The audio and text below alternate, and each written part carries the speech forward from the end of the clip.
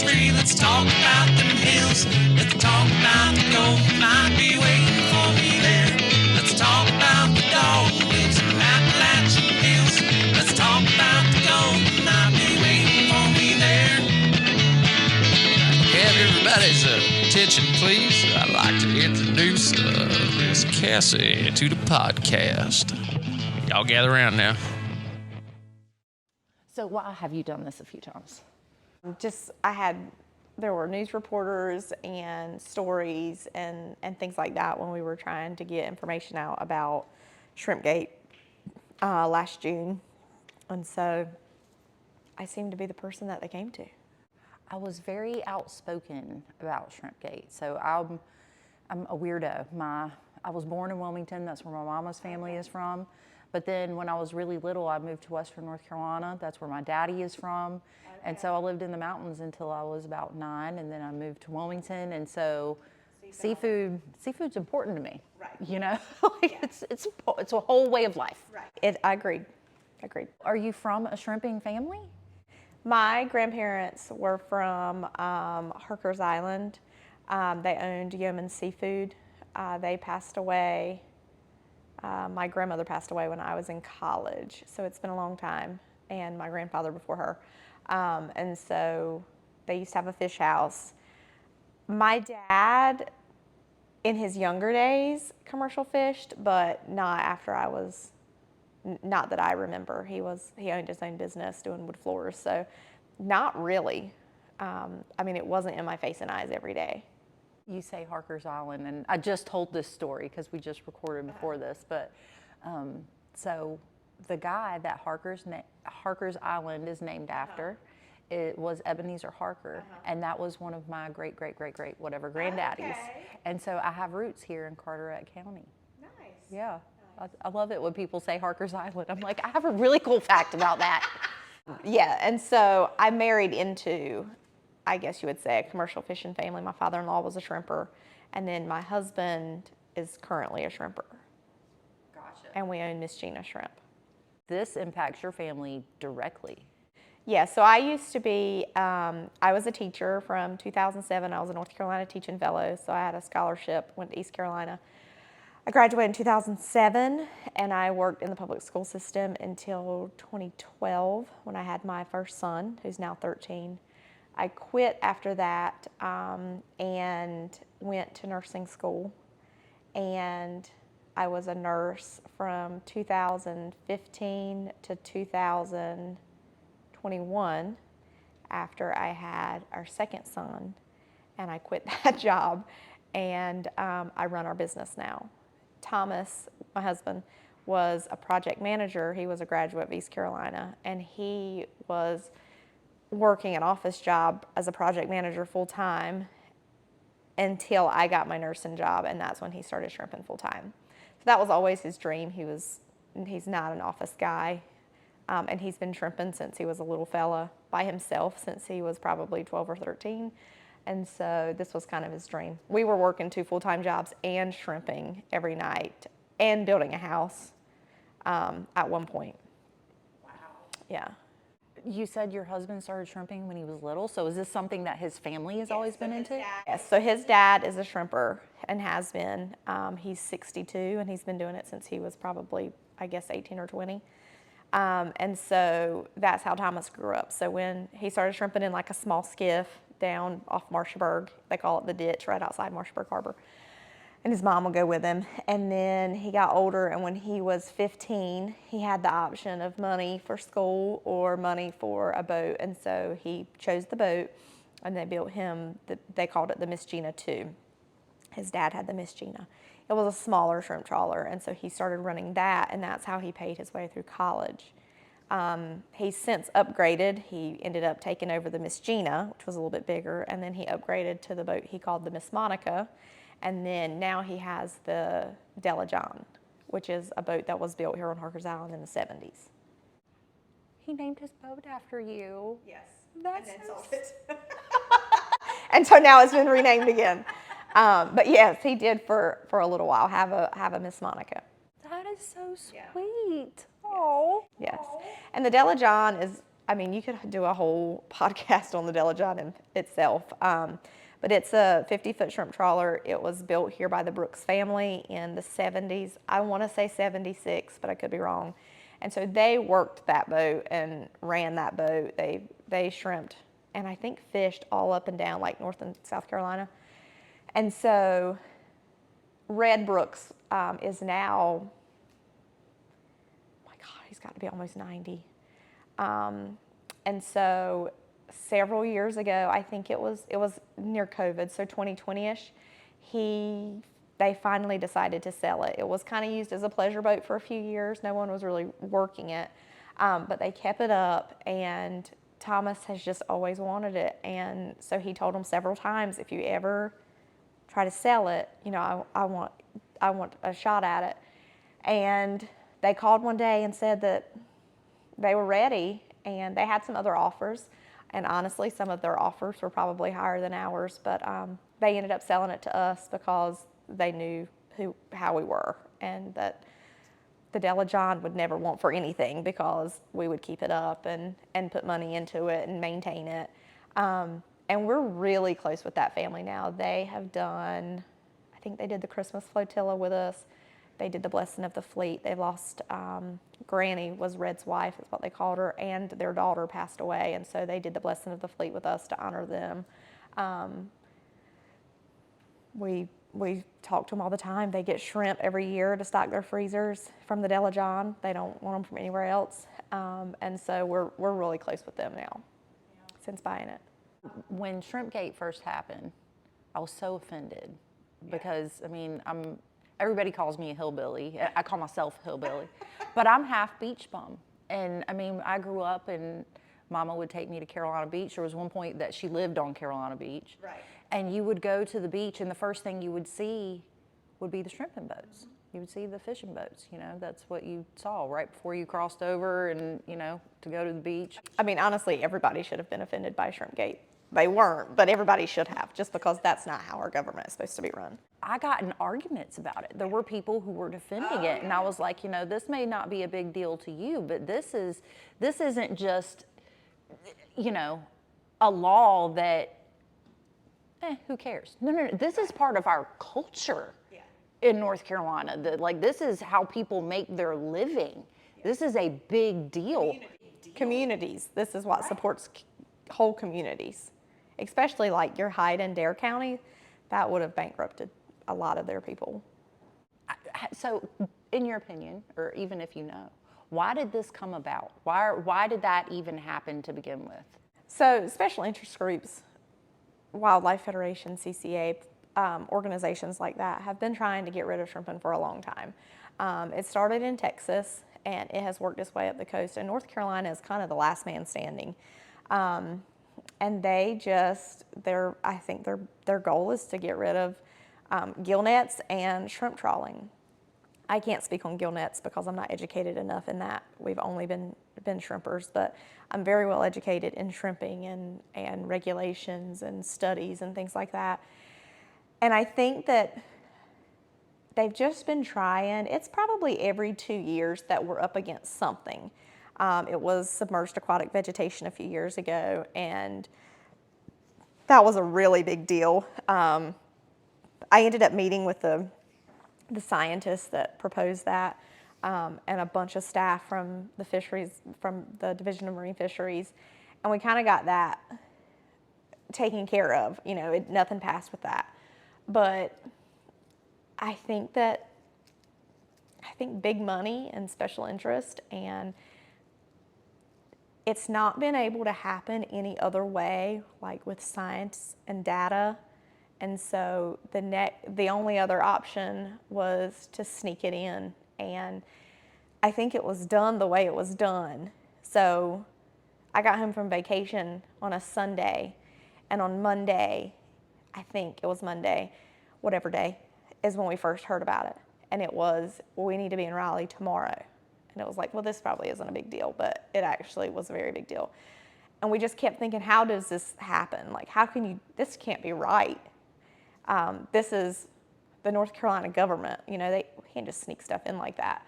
And so it was, and that was the start. So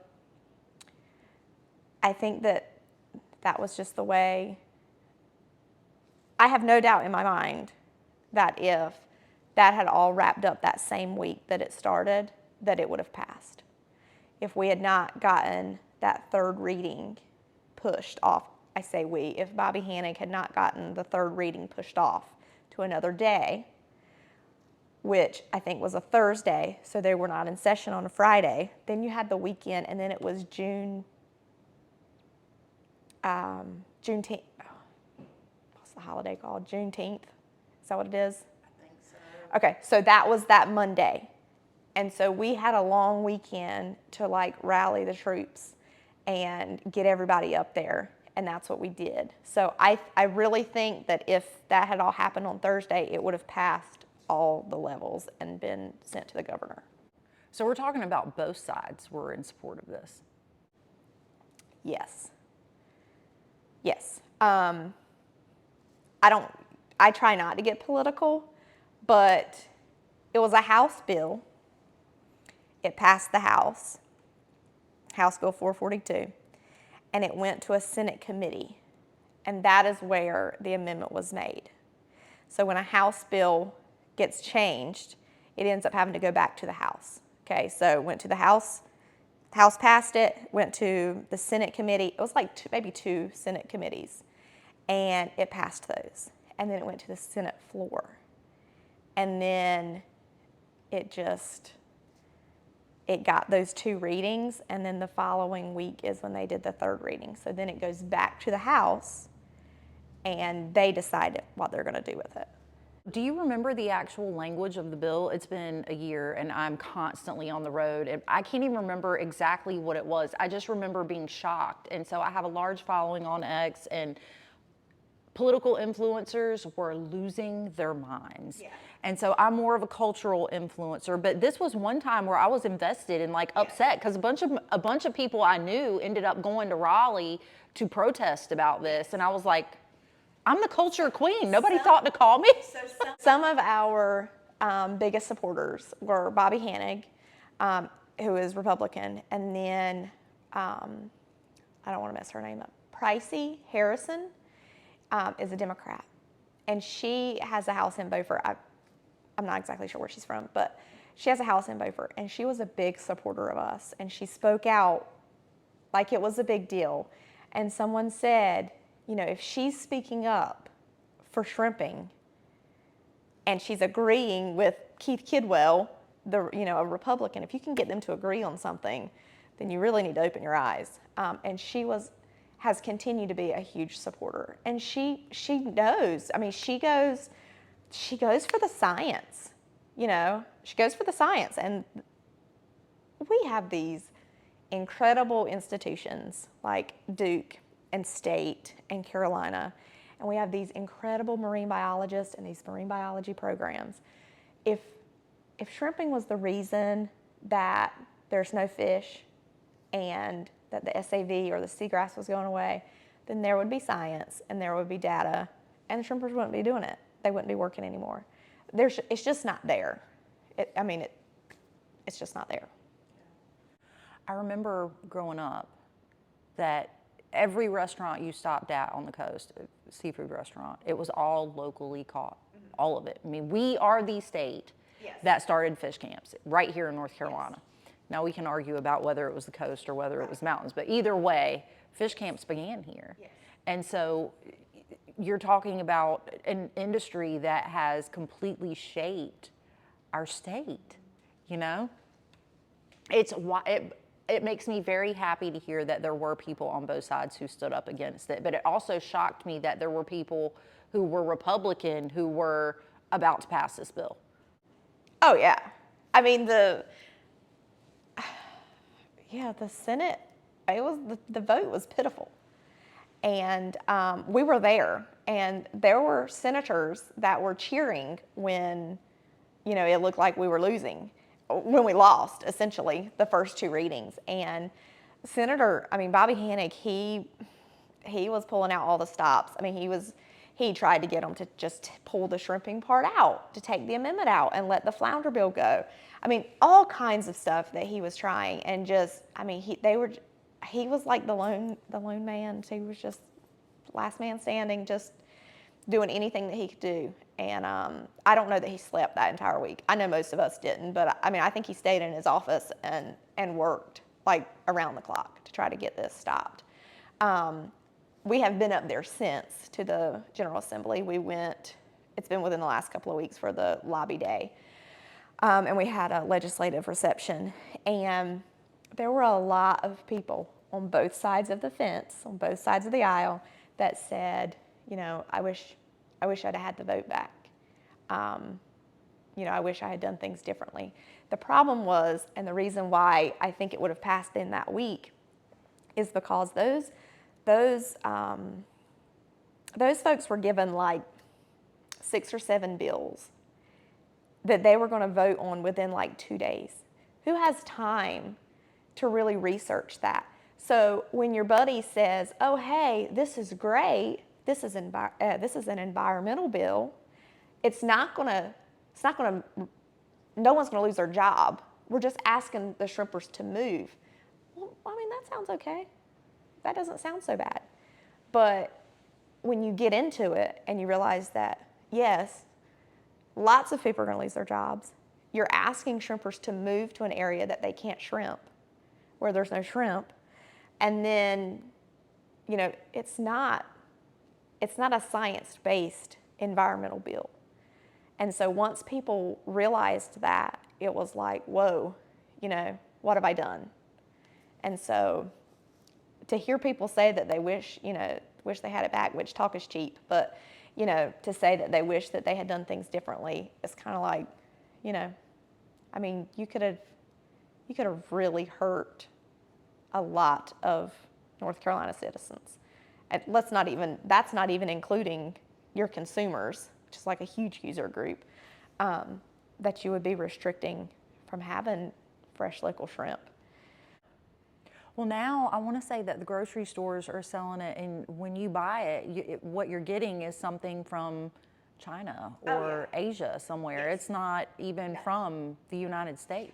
And there's a big push. I know that a couple, like the North Carolina Fisheries Association and the Southern Shrimp Alliance, they're working on state and federal levels to try to get legislation where restaurants have to label where their seafood is coming from, shrimp particularly, whether it's wild caught or farm raised, and whether it's domestic or imported.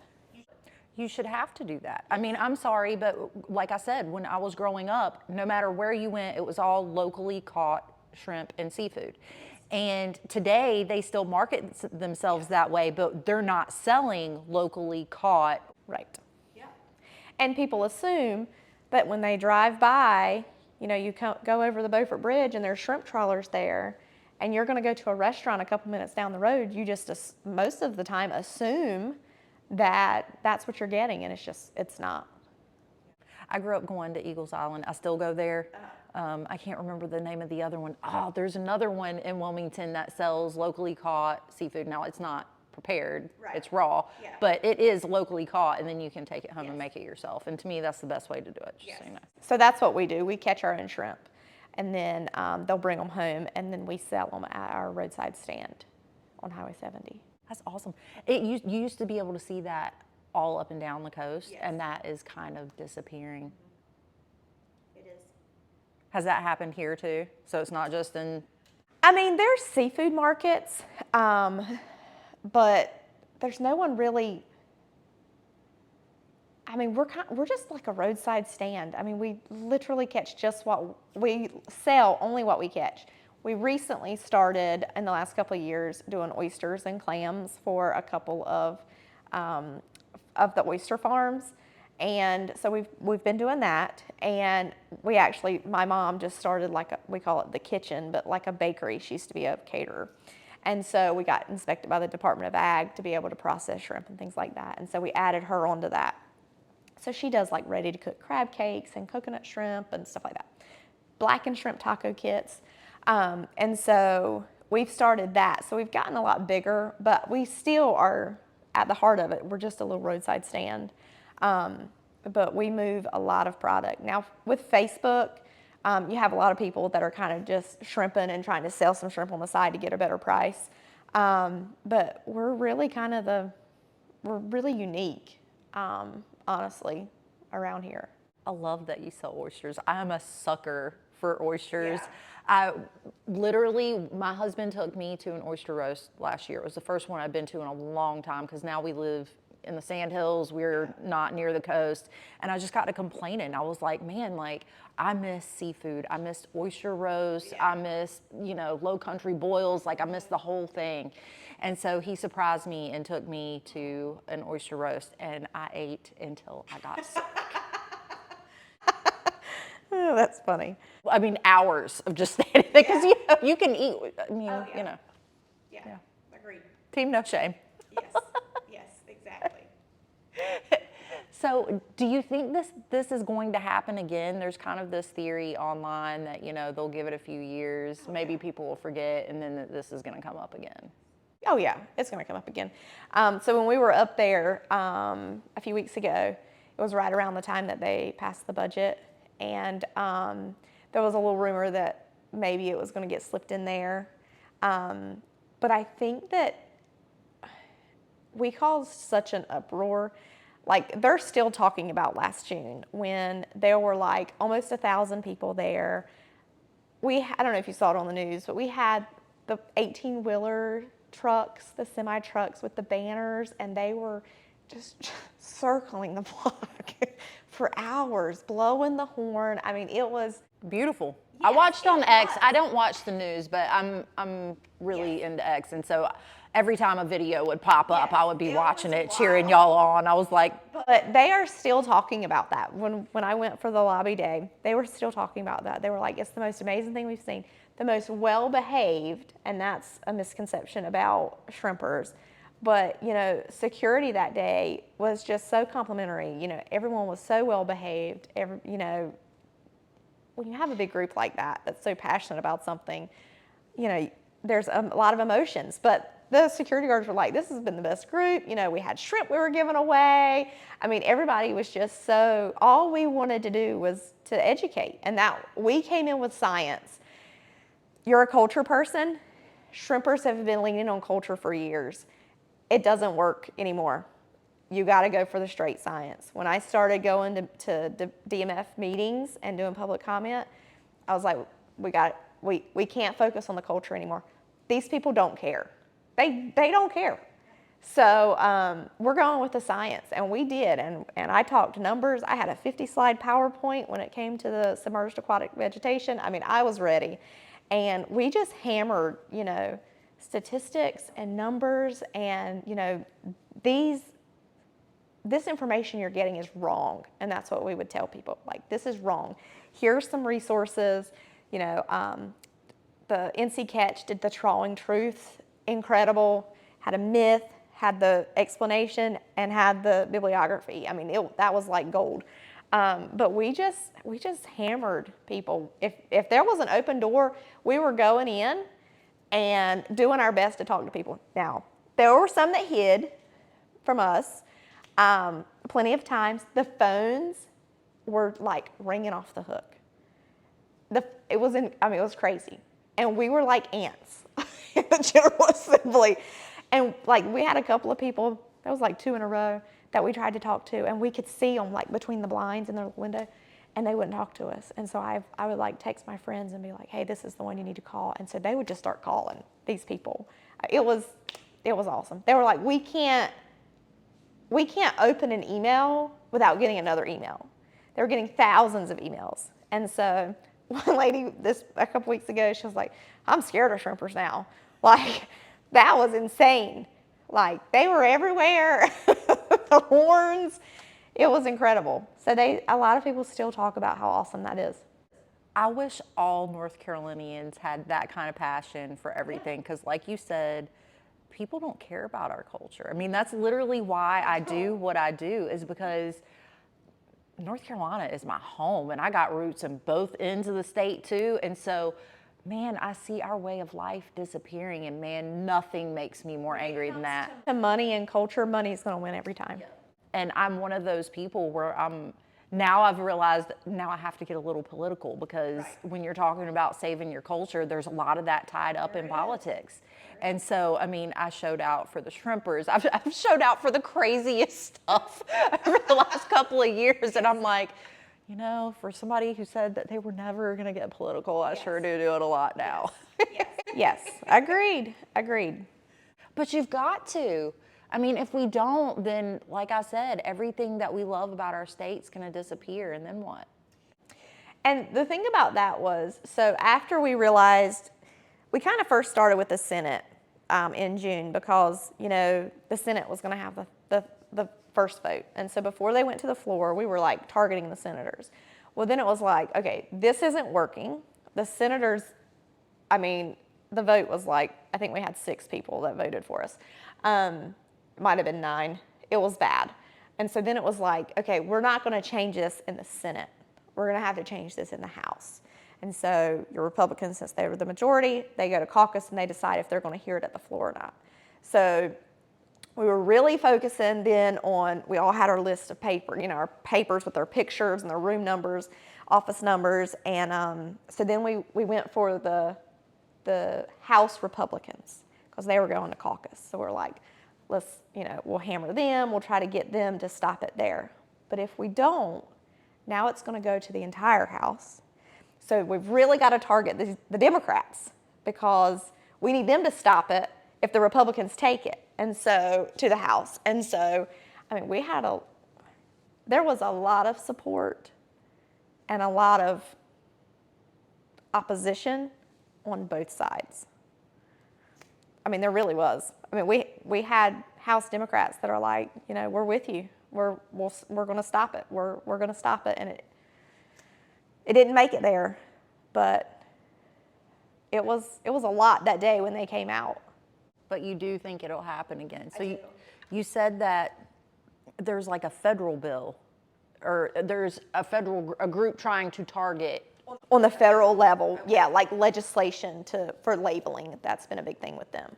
Are they going to push for a change to federal law that can help protect shrimpers?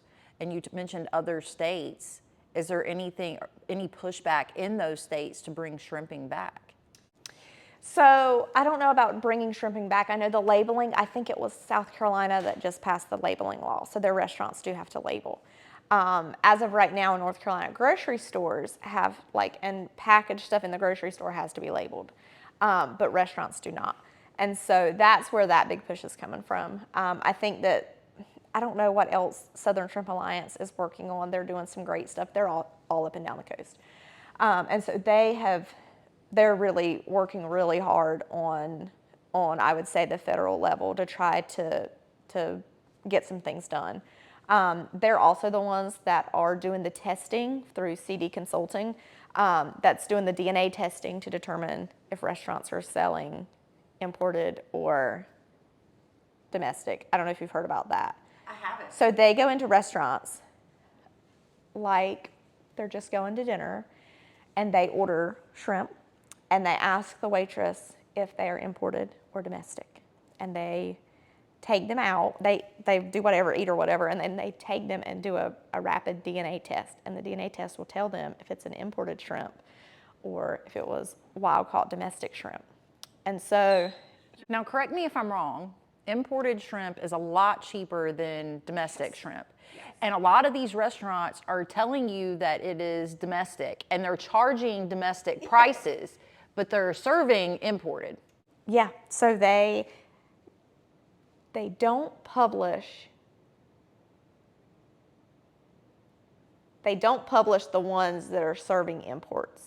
I forget how it is they do it. They publish the ones that they went to and tested and they were serving domestic shrimp. So they're not, and they don't tell you everybody they tested. They'll just say, 70%, I think Wilmington was higher than 70% of these people said they were domestic, but they were imported. And so they do notify those restaurants, hey, you've been tested and you failed, your shrimp are imported. And then I don't know if they go back and retest to kind of give them an the opportunity to correct it.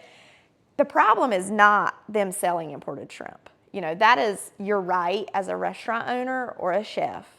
The problem is when you misrepresent that to your customer and lie about it. You can't do that. I have a huge problem with the fact that I'm a very local cheerleader. Yes. I mean, I tell people, you know, these are the local restaurants that I love. I travel all across the state. I'm like, hey, you need to go see this small town. And I don't do that for tourists. I don't do that for transplants. I do that for North Carolinians. This is something that you need to see in your own state. And to me, if I go to a place and you're telling me you're selling me local shrimp, I want to support my local fishermen and shrimpers. That's my whole goal in paying you the amount that I'm paying you for what you're serving me. Yes, agreed. Yeah. Agreed. Yeah. So yes, I think that the law will come back. I do think that I think shrimpers are in a better spot than we've been in a long time. Commercial fishermen as a whole, really, because, well, first off, people are more health conscious than they have been, and they're looking more at what's in their food and where their food comes from. And we've also had this huge movement, you know, about commercial fishermen and this grassroots movement that we had that people were talking about. So I feel like shrimpers are always on the defense. We're always trying to combat, and for the first time, I feel like we're almost on the offense for a little bit. I do think it'll come back, but I think that people are more hesitant to try to tackle that than they've ever been. That's a good thing. And it didn't hurt that, you know, there's been some mix-ups in the higher ups of the General Assembly and the people in the Senate who have a lot of power, you know, having their seat removed or losing their seat this election. That was helpful as well. When you talk about special interests that could have basically led to Shrimpgate, which ones are you talking about specifically? Can you tell me? The CCA and the Wildlife Federation. And what is their goal in closing down local shrimping and fishing? Honestly, I really don't know.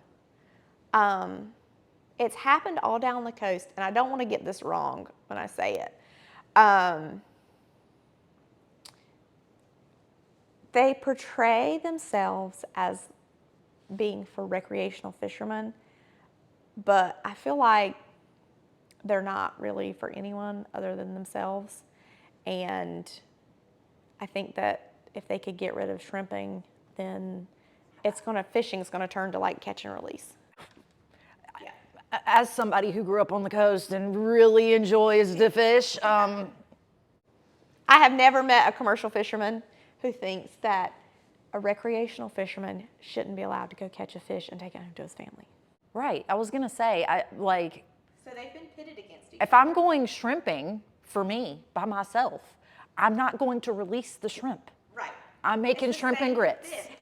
But shrimping has come such a long way with the regulations to reduce bycatch. Now, is there bycatch? Absolutely. There's bycatch in every fishery. So if you go out and you're going fishing for drum and you catch a flounder, that flounder is considered bycatch. That is not what you were going fishing for. You were going fishing for drum. So there's bycatch in every fishery. Bycatch in shrimping is really dependent on the shrimper himself. So and all these regulations. So they started with TEDs. Now I have a 50-foot shrimp net that I pull out a couple of times a year, and I take it to the museum and I set it up and I let the kids go through it. And I even had a huge turtle suit this year that we went through it. So, and I also have a small one, and I show them how fish and turtles and things like that can escape. And so one of the first ones is a TED, and it's a really big round metal thing with bars in it, okay? And so anything that's bigger than those bars is gonna come out. So there's a huge hole, a hole that I, in a turtle suit, can fit through. And so that's one of the ways. TEDs are, the last I read, were I think 97% effective in getting turtles out.